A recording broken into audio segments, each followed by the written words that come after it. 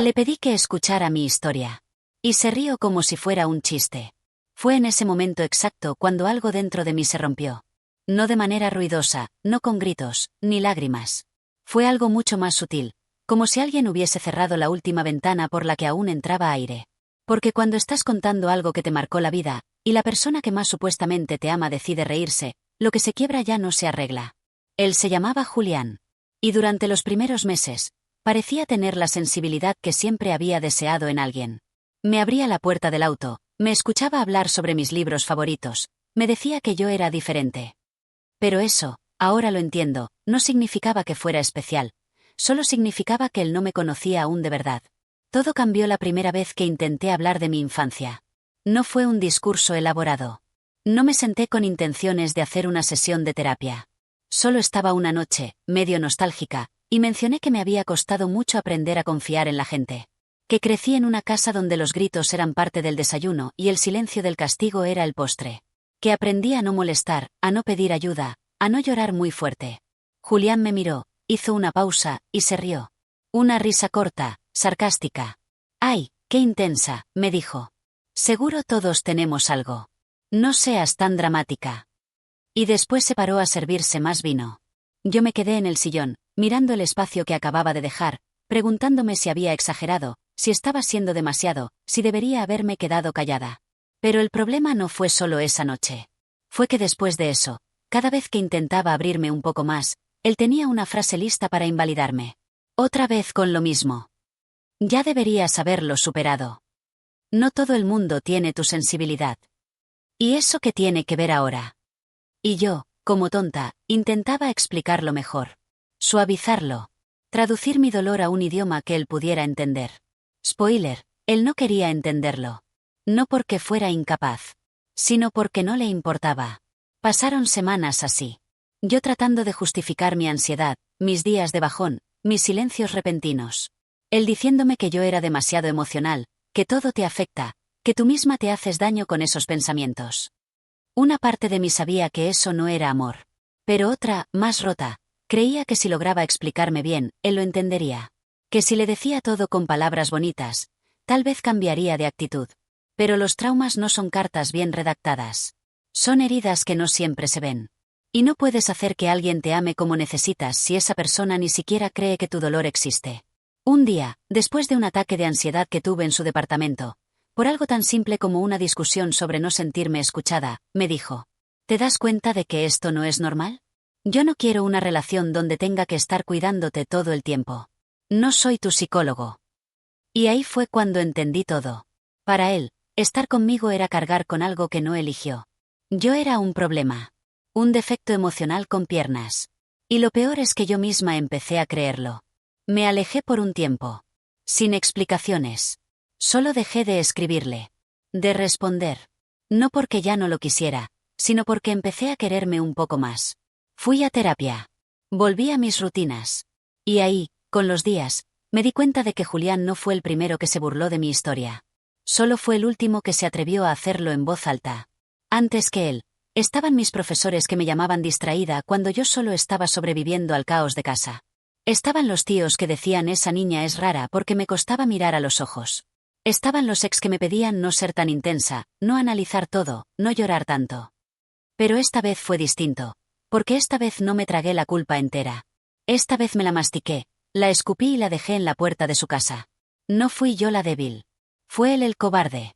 Hoy, si alguien me cuenta su historia, yo escucho. Con todo. Aunque no entienda cada detalle. Aunque no haya pasado por lo mismo. Porque aprendí lo que duele hablar con el alma en la mano y que te respondan con risa. Aprendí que la empatía no se enseña, pero se elige. Y que quien no elige escucharte, tampoco merece tocarte. Una tarde, después de semanas sin contacto, Julián me escribió. Un mensaje corto, sin puntuación, como si la prisa justificara la falta de alma. He estado pensando en ti. Tal vez deberíamos hablar. Lo leí una vez. Luego dos. No lo respondí. Porque ya había pasado ese tiempo donde uno piensa que cualquier intento es mejor que el silencio. Ya había dejado de rogarle al pasado que se hiciera responsable del daño. Y lo más importante, ya no tenía interés en explicar mis heridas a quien solo supo burlarse de ellas. Pero no te voy a mentir. A veces cuesta. No porque lo extrañe, sino porque aún me queda esa rabia callada de haberme sentido ridícula por llorar en su cocina. De haber sentido que hablar de mi infancia era ponerlo incómodo. De haber creído que si yo sanaba lo suficiente, él iba a querer quedarse. Y es que muchas veces no lloramos por lo que pasó, sino por lo que nos hicieron creer mientras pasaba. Porque Julián me hizo creer que yo era complicada, difícil, pesada, una mujer rota que debía arreglarse antes de merecer amor. Y yo, que ya venía rota de fábrica, me lo creí. Pero el tiempo, aunque lento, también cura si uno se lo permite. Empecé a ver señales en todas partes. En mis amigas que contaban cosas parecidas. En canciones que antes me dolían y ahora me daban fuerza. En esas tardes donde me abrazaba a mí misma con más ternura de la que él me dio en un año. Un día, mientras salía de una sesión de terapia, vi a una chica sentada en el parque, llorando. Estaba sola. No tenía a nadie al lado que le dijera te entiendo. Me senté cerca. No le dije nada. Solo estuve ahí. Y pensé, ojalá yo hubiera tenido eso cuando lo necesitaba. Ojalá alguien solo se hubiera quedado, en silencio, escuchando sin juzgar. Y entonces entendí algo. El mundo está lleno de Julianes, sí. Pero también de personas que han vivido el mismo dolor y han aprendido a no replicarlo. Personas que eligen escuchar. Que no se ríen cuando otro se desnuda emocionalmente. Que no comparan heridas ni minimizan las cicatrices ajenas. Hoy, no busco a quien me salve. Ya no necesito un hombro para justificar mi valor.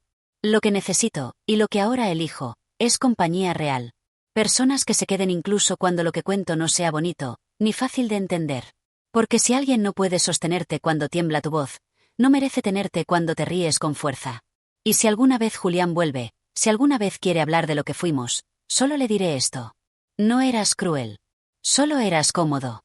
Y yo ya no soy una mujer que se conforma con lo cómodo.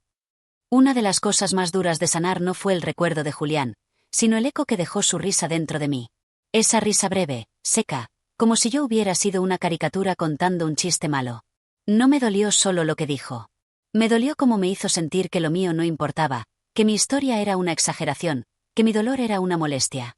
Durante meses después de que se fue, cada vez que quería hablar de algo personal con alguien, me frenaba. Me temblaba la voz. Sentía esa presión en el pecho que solo conocen los que han sido silenciados emocionalmente. Esa mezcla entre miedo y vergüenza. Como si abrirse fuera peligroso. Como si sentir mucho fuera un defecto. Y por eso, durante un tiempo, evité vínculos. Me volví selectiva. Cerré la puerta, pero sobre todo cerré la boca. Porque una parte de mí seguía preguntándose, ¿y si el siguiente también se ríe? ¿Y si nadie puede escuchar sin burlarse? ¿Y si en realidad soy demasiado? Esa palabra maldita. Demasiado. Pero hubo una noche en la que algo cambió. No fue un evento espectacular. Fue algo mínimo. Estaba con una persona nueva. No una pareja. Solo un amigo. Y hablamos de la infancia. Él mencionó algo de su padre, algo que lo había marcado. Y yo, casi sin darme cuenta, conté un recuerdo que nunca había dicho en voz alta a nadie que no fuera mi terapeuta. Lo dije con miedo. Esperando el mismo gesto que Julián me había dado. Pero no hubo risa. No hubo juicio. Solo hubo silencio. De ese que no incomoda, sino que sostiene. Después de un rato, él me dijo. Eso suena difícil. Gracias por confiar en mí. No necesitas grandes declaraciones para sanar. A veces, basta una frase así. Un reconocimiento. Un poco de humanidad. Esa noche lloré al llegar a casa, pero no de tristeza. Lloré por la versión de mí que se quedó congelada en aquel sofá, viendo cómo alguien reía mientras yo sangraba con palabras. Volver a confiar no fue un camino recto. A veces daba 2 pasos y retrocedía 5. Pero cada vez que me permitía hablar, cada vez que alguien me escuchaba sin invalidarme, una parte de mí se reconstruía. No desde la urgencia. No desde el trauma. Sino desde el cuidado. Hoy ya no necesito que nadie apruebe mi historia. Ya no busco validación en los ojos ajenos. Porque entendí que quien se ríe de tu dolor no es más fuerte, solo es más ignorante. Y que quien no puede escucharte, no merece tener acceso a lo que guardas dentro. Si tú estás leyendo esto, y alguna vez te callaron, te invalidaron, te dijeron estás exagerando, quiero decirte algo que ojalá alguien me hubiera dicho antes. Tu historia importa. Tu dolor es real. Tu sensibilidad no es debilidad. Y no, no estás loca. No eres demasiado. Solo estuviste rodeada de personas incapaces de sentir tanto como tú. Y eso no es tu culpa. Y si hoy pudiera hablar con la versión de mí que se quedó en ese sillón, callada, rota por una risa que no merecía, le diría que no fue débil por querer ser escuchada. Que no fue tonta por confiar. Que abrirse no la hizo menos, sino más. Más valiente. Más humana. Más entera que todos los que jamás supieron sostener su verdad. Le diría que algún día iba a dejar de temblar cada vez que hablara de su pasado. Que iba a encontrar personas que no solo la escucharan, sino que la cuidaran mientras hablaba. Que el mundo no está lleno solo de Julianes. También hay gente que te abraza sin tocarte, que te escucha sin interrumpirte, que se queda sin huir de tus cicatrices. Y sobre todo, le diría que no está sola. Porque muchos crecimos creyendo que sentir era un defecto. Que llorar espantaba. Que hablar de lo que duele incomodaba. Pero hoy sé que no hay nada más valiente que nombrar lo que nos rompió, y aún así, seguir adelante. Porque al final, no ganan los que callan lo que duele. Ganan los que aprenden a decirlo, aunque tiemble la voz.